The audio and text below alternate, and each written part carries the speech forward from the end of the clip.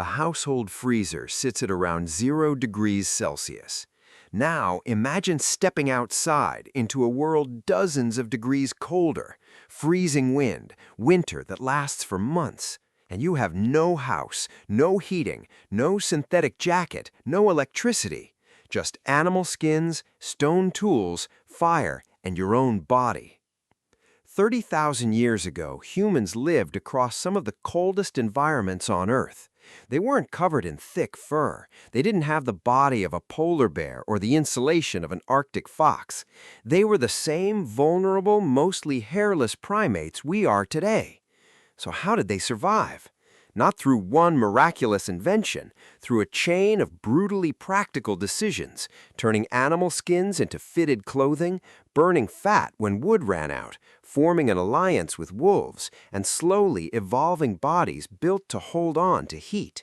Every mistake had a price. A poorly prepared hide meant exposure. A failed hunt meant starvation. A fire that went out could turn a shelter into a frozen tomb. That's where the real story begins. Welcome back to Imtisk. The Ice Age wasn't just a world covered in snow, it was a world ruled by energy. Your body constantly makes heat, but in extreme cold it loses that heat fast, and every calorie spent staying warm is one that can't be spent hunting, walking, or raising children. The question was simple. How do you keep the heat you already have? The answer wasn't one invention, it was an entire system, and it started wrapped directly around the body. Number 1. The first armor, animal skins. Throwing a raw hide over your shoulders sounds like enough. It isn't. Unprepared leather goes stiff, heavy, and useless in the cold. The real breakthrough was turning skins into clothing that actually fit the body, scraped, stretched, dried, softened, shaped. Then came one of history's most underrated inventions, the needle. Bone and ivory needles let people stitch small pieces of hide together with real precision. Instead of draping a skin over themselves, humans built hoods, trousers, boots, gloves, layered garments. Every seam mattered, because every gap was an entry point for freezing air.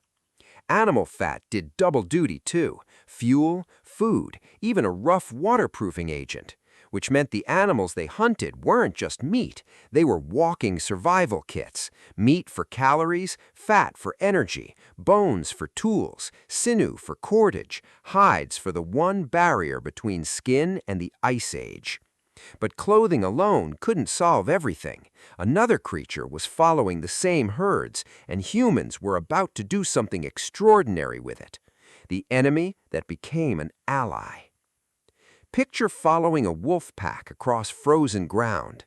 They're faster, they smell prey you can't see, they move through snow without barely spending energy, and they're after the exact same food you are.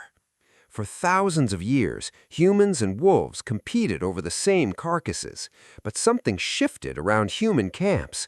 Wolves, less afraid of people, could scavenge scraps, and humans tolerated the ones that were useful rather than dangerous. This wasn't a single moment where someone adopted a wolf pup. It was generations of slow sorting. The animals that could live near humans were simply different from the ones that attacked them. Eventually, that sorting produced one of humanity's greatest allies, the dog. Dogs could track, hunt, carry, guard, and cross terrain human bodies couldn't handle. Humans gave food and protection. Dogs gave senses and endurance humans didn't have.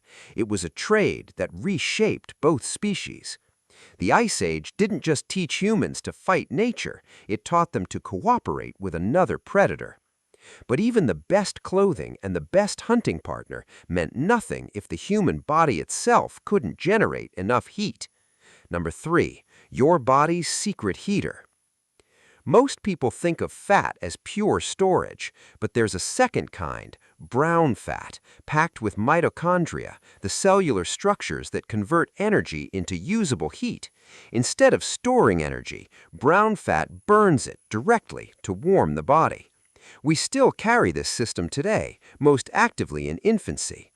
That doesn't mean Ice Age humans evolved one magic mutation and suddenly shrugged off freezing temperatures. The truth is messier and more interesting. Survival came from behavior, technology, body shape, metabolism, and culture working together. One visible clue shows up in the skeleton itself. Populations in colder climates often developed more compact proportions, shorter limbs relative to body size, which cuts down the surface area heat can escape from. A stockier build loses warmth more slowly than a long, lean one, the same way a small, tightly wrapped parcel cools slower than a large, thin one. No one turned into a polar bear. Small advantages simply piled up over generations. A little more heat lost here, a little more insulation there, until, over thousands of years, those margins meant the difference between a population that survived and one that didn't. But when the weather turned truly violent, none of that biology mattered without one more thing, a way to stop the wind. When snow became a shelter. A blizzard doesn't care how strong you are. Wind strips heat from exposed skin fast, and wading through deep snow burns energy at an alarming rate. So, humans learned something that sounds backwards. Sometimes the best defense against snow is more snow. Packed snow traps air, and trapped air insulates. Across cold environments, people built shelters that cut wind exposure and held on to warmth.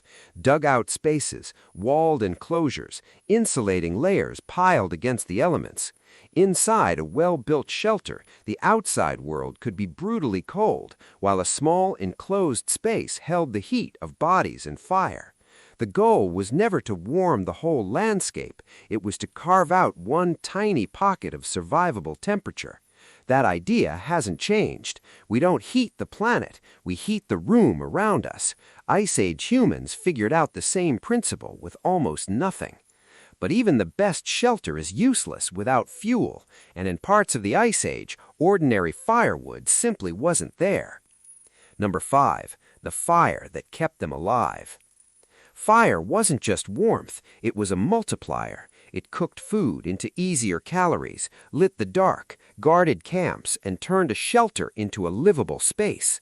So what happened when wood ran out? You burned whatever the landscape offered. In some Ice Age environments, that meant animal remains, bones, fat, pressed into service as fuel. The same mammoth that gave meat also gave fat, hide, and bone. Nothing went to waste because waste was dangerous. Losing a winter's calories didn't cost one bad meal. It cost children who needed food, hunters who needed strength, and a fire that kept burning. The real secret of Ice Age survival wasn't bravery, it was efficiency. Use everything, waste nothing. Stay warm, find calories, repeat. Eventually, the glaciers retreated, temperatures rose, ecosystems shifted, and many of the massive animals Ice Age humans depended on declined or disappeared. The strategies that had worked for thousands of years had to change, so humans did what they'd always done. They adapted. New foods, new places, new technologies, and eventually farming and permanent settlement. The Ice Age ended, the lessons didn't. Every modern jacket solves the same problem as an ancient hide. Every heated house follows the same logic as an Ice Age shelter. Every meal echoes the same old equation. Energy in, heat maintained, survival continued. Our ancestors didn't outlast the Ice Age by being physically superior to the animals around them. They outlasted it by learning something more powerful, how to change the rules. Skins became armor, predators became partners, snow became insulation, bones became fuel, knowledge became survival. The cold was brutal, but humans learned to be more adaptable than the world was hostile, and that may be our greatest survival weapon of all. If you had to survive one Ice Age winter with only stone tools, animal skins, fire, and a small group of people, which would you trust most? Your clothing, your shelter, or your fire? Tell me in the comments, and subscribe to Imtisk for more stories about the brutal choices that shaped human history.